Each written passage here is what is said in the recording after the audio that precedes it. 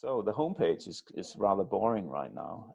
Let's look at it. It does hit our controller, this controller. It hits the index action of the masterclass home controller because the document type was called masterclass home. And there's not a lot in it. It just says hello masterclass at this point. And yeah, so it works. That's a good start. What we'd like for it to do is to show the list of the top level categories to the left. And you can't see it, but it's actually, there's actually already something in there that shows it. It's just completely empty at this point. So can't see the categories. We know we have categories and we'd like to show them. So there is hidden somewhere a view called a category navigation.cshtml. And yeah, let's look at the categories thing. You see to the left, categories. I'll spell it correctly.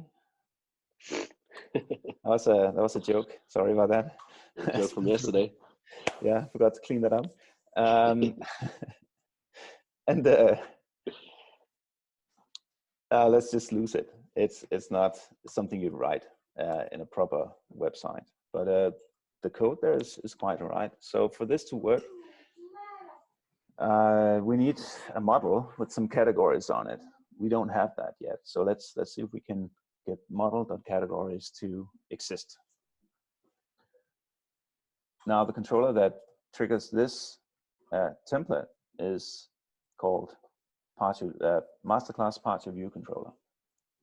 And it's left empty for now. So let's see if we can fix that. Or rather, it's not completely empty because you might recognize that in line with what Søren showed you, the new iCatalog library has actually been brought in already. So that's a clue to where you could start when you're implementing this yourself. And let's look at what this thing has.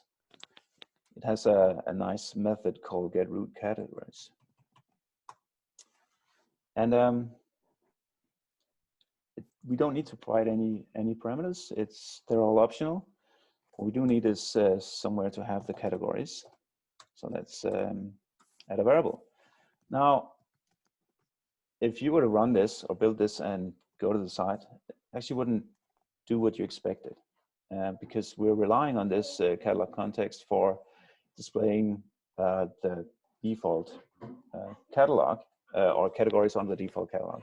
But there isn't really a default catalog. We have two catalogs. We have the Avenue one. We have one that I will show you now. That if we go to Ucommerce,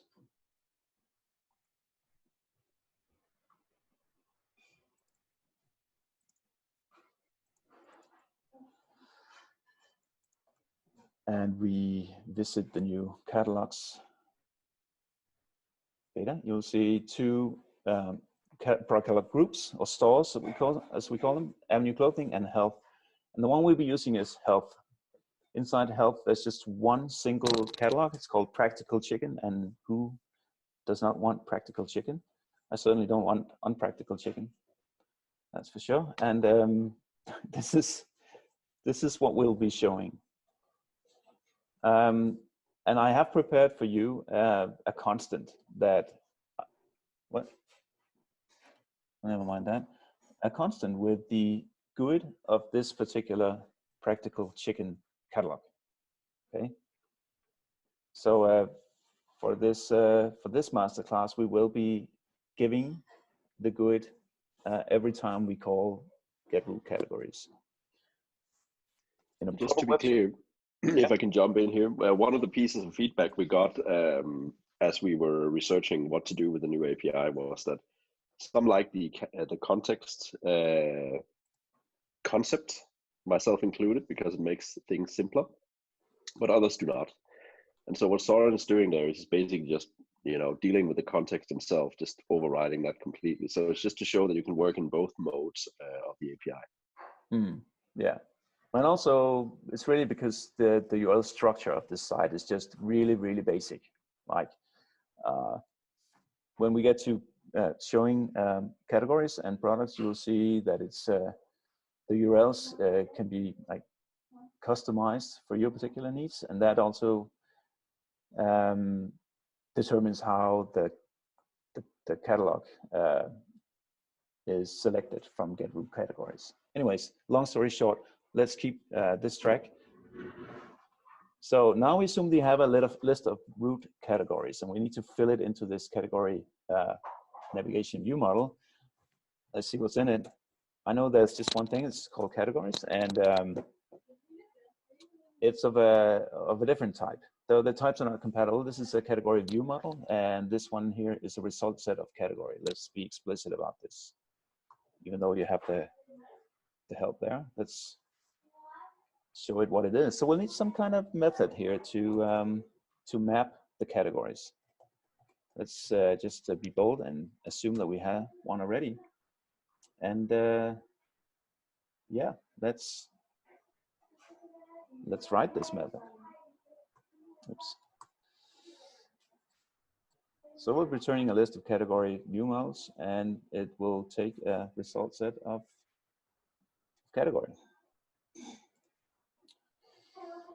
So we're going to be returning something. We're going to be returning a categories. Select.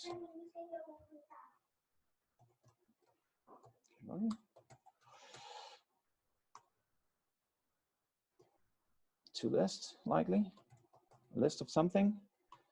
What is it going to be? It's going to be a new, it's going to be a category view model. And this is where we fill the actual fields of the category view model. So for instance, description, that's probably something we'll be using.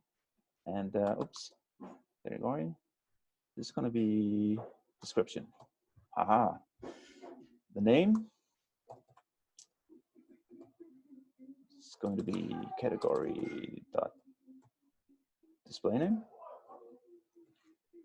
Let's see, the final thing I'll add is the URL for now. We'll refine this later, but this is good enough.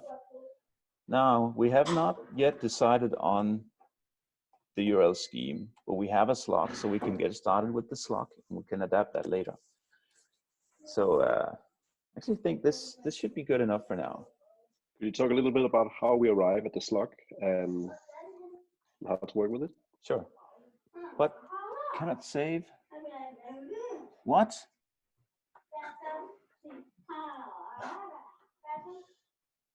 Okay. Think this is a permissions issue again. I'll just want to restart my writer in administrator mode. Sorry about that.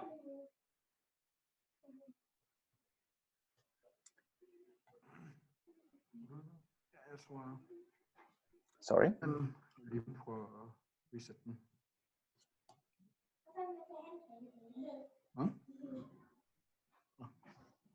Please repeat. Lars?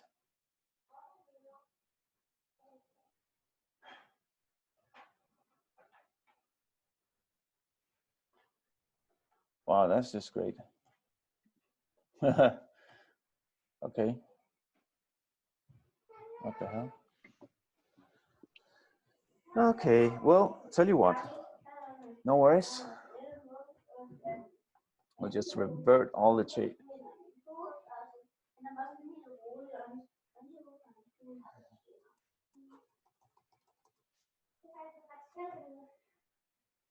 I was totally expecting this file to look identical to what it was just a second ago, because I didn't change anything.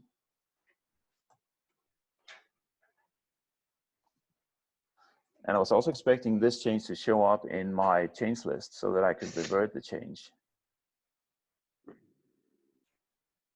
Oh, never mind. Just bear with me for a second.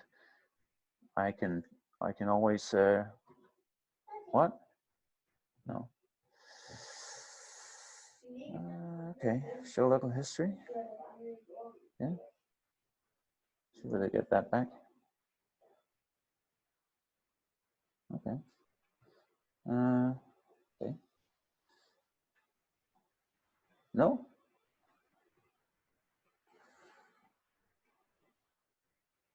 Oh my God, the demo gods are not with me today. That's not it. That's not the file I'm looking for.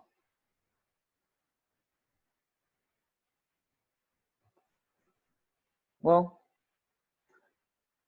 have a 2 minutes break. I'll just wipe the repository. I'll bring it out from GitHub again.